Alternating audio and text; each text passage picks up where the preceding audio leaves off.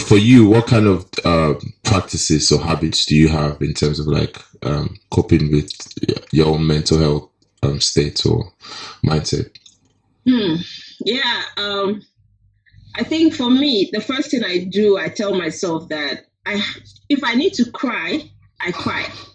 So I try not to hold back on my pain. I don't need to. So it depends on what it is that I'm feeling. So, for instance, I'm here. I'm in the system trying to apply for opportunities, right? And I get a back-to-back rejection. It's painful, right? And so the first thing I do is that I acknowledge the loss, because I'm not acknowledging that they rejected me. I'm acknowledging that I put in time, I put in effort. And so that's what is painful. So the time and effort that has been put into that. But then first thing I do is cry. I feel that for me, I don't know, maybe it doesn't work for everyone, but for me, crying kind of heals me. And so once I've gone through that, the next thing is that I try to share it. So I probably call a family member or a friend and say, oh, this is what just happened to me.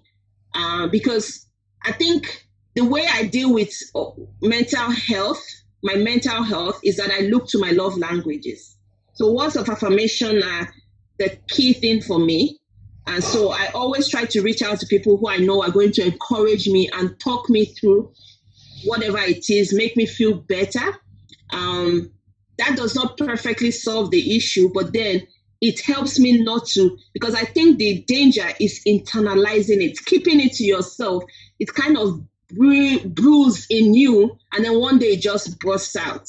So I try not to ensure that it sticks inside me. So I talk about it. And then the next thing is that I take a break. So I try to take a break, because the other issue I find is that when I experience that, I kind of like shut down. And so when I shut down, my immunity shuts down. And then I start to go exhibit some risky behaviors. For instance, I might start, because my immunity is low, I might start becoming hungrier. So I tend to now eat more. I might decide that, I'm going to take a tub of ice cream. And so you start picking up risky behavior, and that's where you get into the substance abuse. Sadly, or fortunately for me, I don't drink. So I that's not like an outlet for me. So I might drink socially, but I don't think I've ever been one to say, I'm feeling low, I'm going to go and buy a bottle of wine. But then I might see myself eating more because I just want to numb the pain. So in order to avoid that, I'll just try to take the break and maybe watch a movie, look for a funny movie, or a music video that will get me to dance, or I sleep. I just say, okay, today it's not happening. That's it. So I'll try to sleep, maybe go to bed early, and then wake up the next morning and forge through the day. So I think it depends on what it is that I'm feeling. So if, like I said, the example, which is like applying for an opportunity and not getting that, I might bounce back after a few hours and I'm back on it, I'm back on the grind. But if it's something that has to do with death, I think it has to be taken much more seriously, where you may need to reach out to a professional to be able to talk through the pain, especially if you were an active part of the person's illness or the person's journey through the illness to death. But for me, I think most times it's just cry, eat, and sleep. Yeah, those are some good habits to have and to practice. And one key thing that you did say that I want to touch upon is you said your love languages. So you look out for your love languages and try and get them expressed to you. So in terms of words of affirmation, to maybe boost your confidence or your self-esteem right in order to help you cope with the mental stress. However, those love languages that you have, do you express it to yourself as well, or it's mainly looking for other people to express it towards you? Well, definitely, I express it to myself. So what I try to do, because I write, I I used to be called a secretary when I was doing my bachelor's. I like to write. I take notes. So I try to go back to some of the random notes I've written, and I just find joy in that, because there are times when I'm feeling good, I try to write. So when I'm feeling bad, I try to go back to those notes and then read them to myself.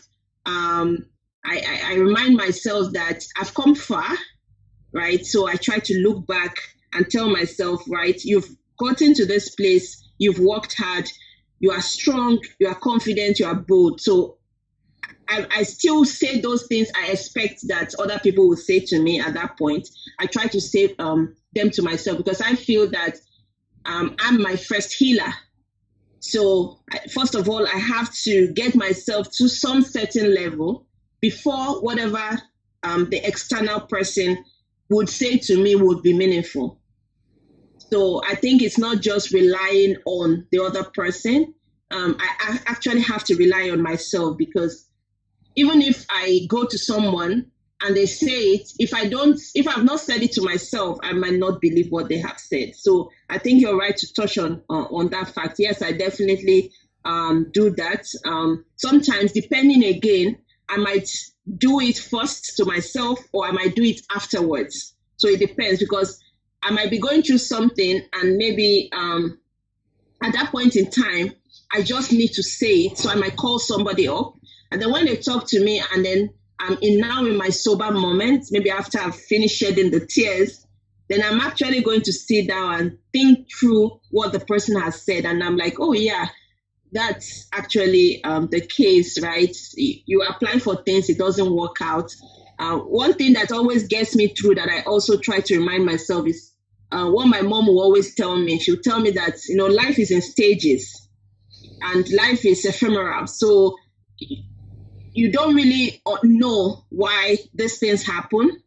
But then if you look back and see the times that you have received some rejections and see where you are now, you can see that everything kind of fell into place. And so I try to go back to those places, and I try to also, my mom is actually like the first person I would pick up and call at that moment, because she kind of finds a way to encourage me. And then I have another friend who I would just text, especially on a daily, like if I have a stressful week, and I can just send her a message via WhatsApp, and then she'll just find a way she will just say things that will get me even laughing at my own problem. And I think that that's very helpful to me, to kind of find the joy in the pain. Yeah. Yeah. So I agree with what you've said. I think getting those love languages expressed to you is obviously very much needed. But something we also need to practice is expressing those love languages to ourselves, because most times people forget to be kind to themselves. They forget to forgive themselves. They forget to motivate themselves.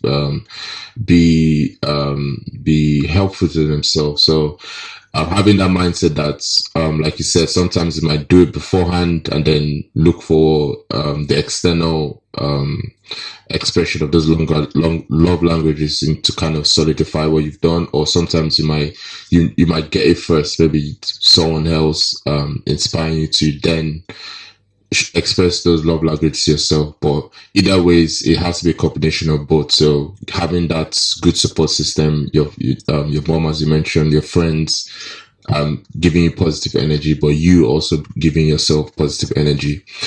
Something you spoke about now that I want to touch on is, you said one of the practices you do is you go back and you read the notes or the previous checkpoints you've had in your life, and kind of like take a look back at how far you've come in order to motivate yourself to keep on going. So a question I have is, over the last year, obviously given what's happened with COVID,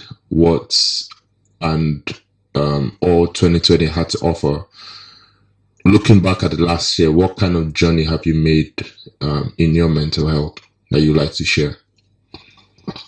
Yeah. Oh, 2020 was rough. Yeah. I guess it was rough all around. But then I started working on something in January of 2020. So I was just beginning that journey when COVID hit and everything was shut down. And then people were kind of like, in a lot of areas, people were off work. So they were not working. But then I had to work. And so it got to a stage I couldn't deal with the messages about COVID because it was kind of interrupting my mind space, my thought process.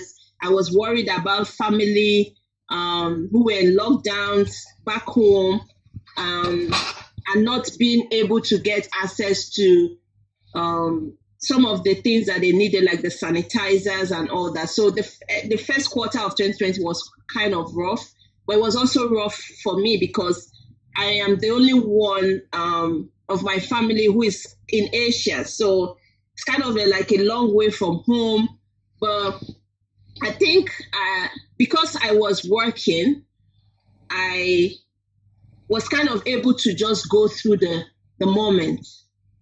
And so it was both a blessing and a curse. Because a blessing because I was not out of a job during the COVID. I saw a lot of people who were out of their jobs, who had lost their source of income. I was not one of them. So that I did appreciate.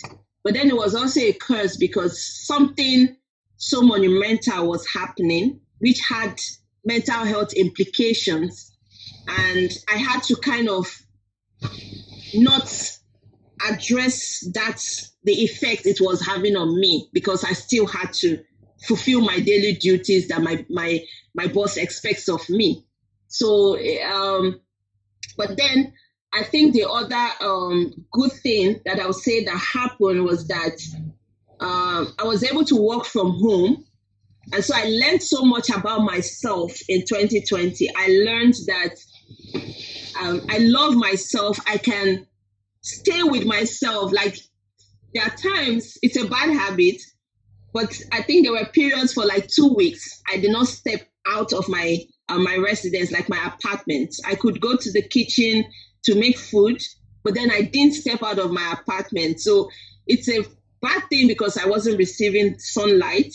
But then it was a good thing because I was able to learn about myself. I was able to learn about what it is that I like. So I found out that I could actually exist with my person because, the person is not just you, right? It's your body, it's your mind, it's your soul. I could exist with my person and I could be fine.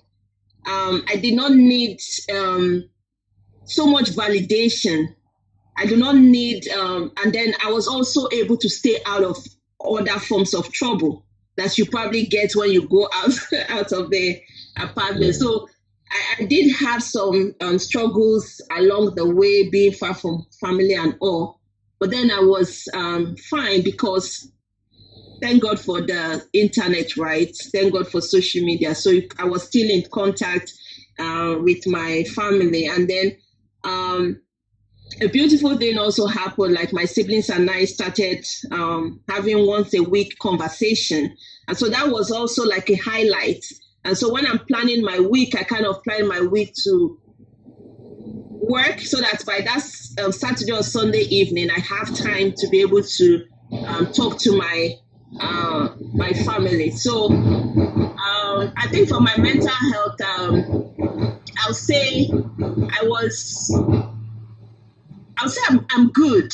Like it wasn't perfect. There were days that were so rough, but there were days that were so good. But overall, I think the take home I got with my mental health journey was that I am fine by myself. Like I can do good by myself.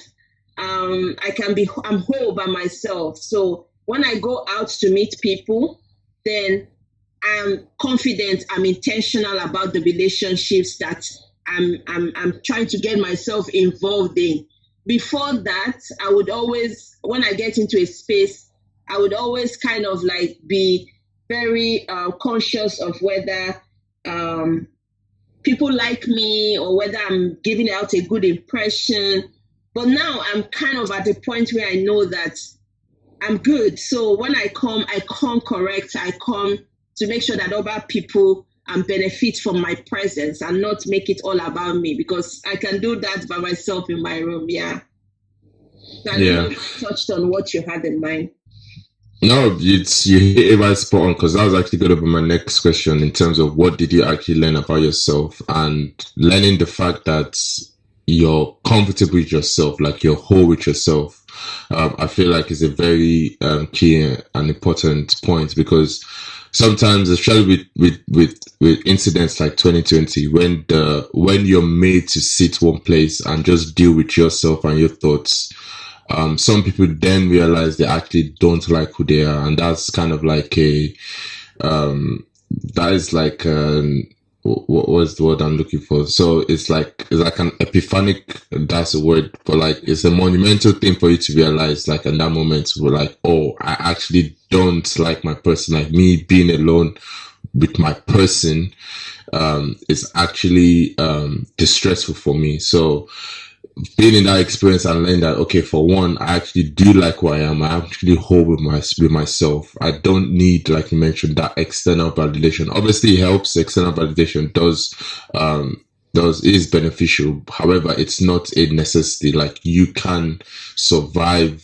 with yourself, being in your own company. I think it's a good realization to have, as well as understanding the fact that